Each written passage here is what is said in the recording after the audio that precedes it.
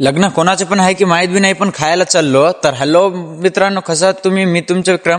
आजचा mini blog तर मराठीमध्ये होणार आहे. का म्हणले तर आपल्या महाराष्ट्राच्या भाऊची डिमांड आहे की मराठीमध्ये ब्लॉग्स येणार, म्हणून मी मराठी ब्लॉग पण काढतो. आणि याला रिव्ह्यूज आले तर नेक्स्ट ब्लॉग पण मराठीमध्येच राहते.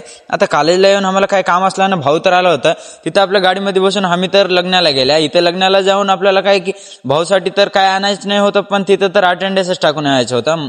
लग्नाला जाऊन पहिलं तर अटेंडन्सच टाकून येतात. दादाला बघून येले तर हो आलं म्हणून सांगलं. इथून काय मग मी आणि माझी फ्रेंड जेवून इथून मग दादाला फोन केला तर दादा अजून येलं. तिथून आम्हाला जायचं होतं कॉलेजला. इथे येऊन आमचं सामान तर पॅक केलं. इथून आता कॉलेजला जायचं आहे.